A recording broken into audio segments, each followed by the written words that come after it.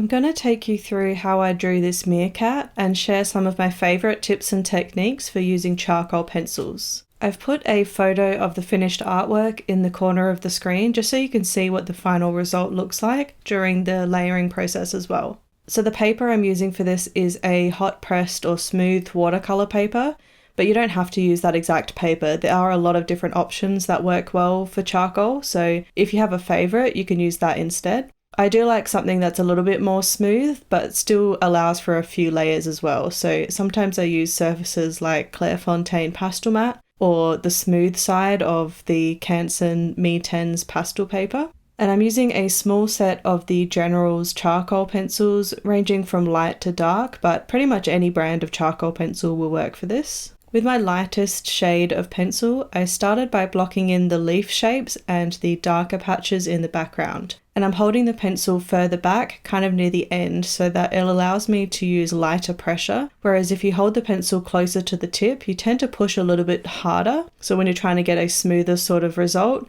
it's a bit easier if you hold it further back just to give that more loose feel with your pencil. I go over the shapes in one direction first, and then lightly cross over in the other direction, which helps stop some of those directional pencil strokes from showing through once we've blended everything out. At the bottom on the ground area, I'm making more scribbly and loose pencil marks because I want to mimic that rough texture of the sand or dirt or sort of bits of gravel and rocks. Underneath the meerkat where the shadows are, I'm also darkening that area a little bit more as well. Once the background is blocked in, I'm going to blend everything out with a cotton tip or a blending stump if you like. You can work in small overlapping circles rather than sharp back and forth motions, which is going to help stop some of those harsh start and stop marks. In general, charcoal drawings do have a little bit of texture or graininess to them, and that's just the nature of this kind of medium. If you're working on a smaller piece like this one, you're going to see a lot of that texture, but it does get a little less grainy as your layers develop. But I'm not aiming for a super detailed, hyper-realistic photo where you can't see any of the pencil strokes or texture. One thing you can do to help reduce some of the grainy looking texture is to block in your darkest areas with the lighter shade first, then blend it out, and then go over the top with the darker shade. And this is what I'm doing in the background of this piece. So by using that lighter shade first, it means that when you go in with your darker pencil, any gaps of paper texture you might see through that layer is going to show as the lighter shade of charcoal, rather than going straight in with the dark pencil on white paper, which can leave a lot of the little white specks of the paper showing through, and it makes it look even more grainy because of that stark contrast between the white of the paper and the dark pencil. So layering this way will make the area look a little bit smoother in the end. Also, I wanted to mention that if this tutorial is a little bit too fast for you, inside the KR Fine Art Academy, there is a full-length 90-minute tutorial where I walk you through every step of the process in real time, along with a whole library of tutorials in a variety of different mediums. So if you're interested in finding out more, there is a link in the description as well. For the meerkat itself, I'm using a sharp pencil to block in some of the darker areas, starting with the eye, and then I'll move on to the shadows in the nose and the mouth. In the eye area, it's easier to leave the little white highlight untouched so that you can keep the white of the paper showing through rather than trying to erase it later on.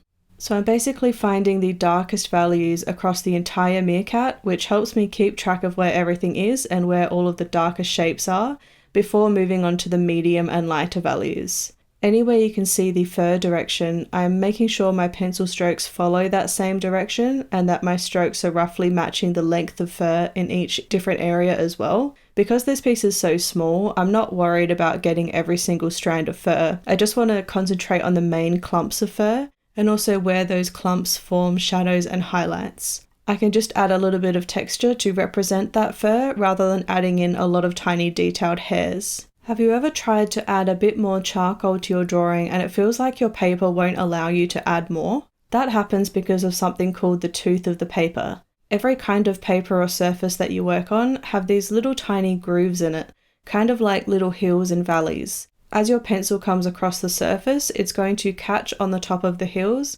and deposit some pigment into those valleys as you draw. As you start to layer more charcoal, you'll fill up those valleys, and then once they're completely full, they'll become level with the top of the hills. This makes your surface flat and smooth, which leads to your pencil not having anything to grip onto anymore. Adding too many layers of charcoal too soon will cause this to happen, and also pressing too hard with your pencil too soon can flatten out that tooth as well, causing the same problem. So the solution is to work in light layers, especially in the first layer or two, and only press harder towards the end in the spots that need to stay dark with no more layers going on top. If you build up your charcoal gradually with light pressure, it's going to allow you to keep adding more texture and depth before you run out of tooth. This may seem like an obvious tip to some people, but when I first started drawing many years ago, it didn't occur to me that it would be easier to draw a photo in graphite or charcoal if I turned my reference photo to black and white as well.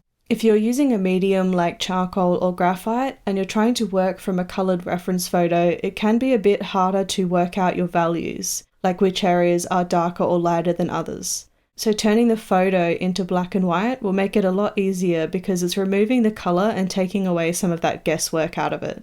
I want the meerkat's face to be a focal point of this piece, so I'm using a few different techniques to try and make that happen. My background is more blurred and has less detail, which helps bring the viewer's attention forward to the main subject. I'm also putting most of my darkest darks and lightest lights in the face area, which also helps draw the attention there. You can also use things like composition to help draw people's attention to the area that you want. If you take the rule of thirds, for example, you can place your main focal area on one of the crossover lines, which naturally draws focus to that spot. And if you're curious about different types of composition layouts, you can do a quick Google search and find one that you think would suit your drawing, and just play around with how you crop your reference photo to suit that. Those can be really good guides if you're not really sure where to start.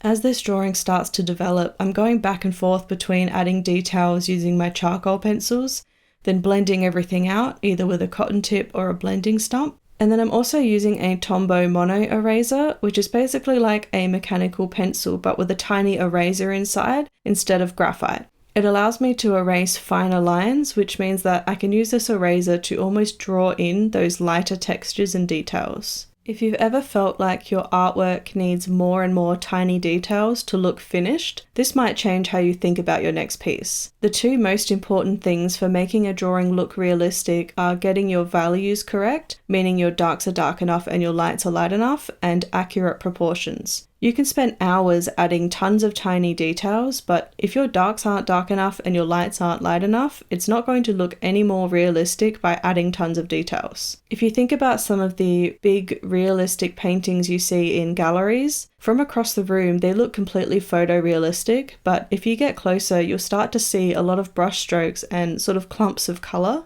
Your eyes end up filling in a lot of the details and textures at a normal viewing distance. You only really need to add a suggestion of what the texture is in that area, and as long as your values and proportions are correct, it's going to look realistic. A good way to check if you've added enough detail is to step back and look at your artwork from a normal distance. If you've added enough texture to make it look realistic and you can't see the extra details that you're adding, then they probably don't need to be there. All that being said, it's obviously going to be personal preference with how much detail you like to add, and I know some people love spending hours adding tiny little details, and that's completely fine if that's your preference. For me personally, I prefer being able to see some of the brush strokes or pencil strokes when you look a little bit closer, and for my work to not look like an exact replica of a photograph. I'm just here to say that you don't need to spend a lot of time on the details if you don't want to.